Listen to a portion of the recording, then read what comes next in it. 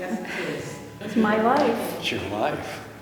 L'émotion et la joie d'Alice Rugoff en découvrant sa collection d'œuvres d'art installée ici, comme elle l'était dans son salon en Alaska. Femme d'affaires américaine et écrivaine, elle milite depuis des années pour la culture du peuple autochtone fragilisé par des années de colonisation. Des peintures colorées d'Alvin Amazon et de sa fille Lena, aux masques sculptés de Perry Eaton, en passant par de délicates compositions de perles, 90 pièces offertes ensemble au musée pour éviter qu'un jour on ne les sépare. Notre mission était de mettre en avant les œuvres des artistes autochtones vivants d'Alaska. La plupart d'entre eux n'avaient aucune galerie en dehors de l'Alaska qui avait montré leurs œuvres. J'avais un rêve que cela devienne possible un jour. On ne savait pas ce qui allait se passer. Autant d'œuvres contemporaines qui font écho aux pièces anciennes collectées au XIXe siècle par Alphonse Pinard.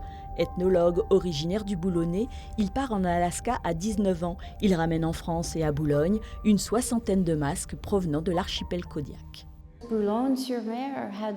Boulogne avait cette formidable connexion préexistante avec Kodiak à travers Monsieur Pinard, et c'est le seul musée dans le monde à avoir un lien unique et si fort avec le peuple autochtone d'Alaska.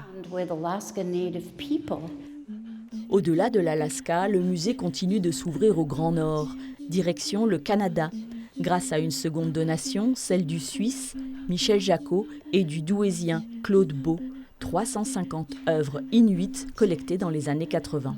Si on calcule la collection ancienne plus la collection contemporaine, on est à entre 650 et 700 pièces, donc on a vraiment une collection, un ensemble très, très important. Grâce à ces deux donations, on peut dire que Boulogne devient un peu un lieu de référence pour les cultures du Grand Nord, et notamment pour l'Alaska et le Canada.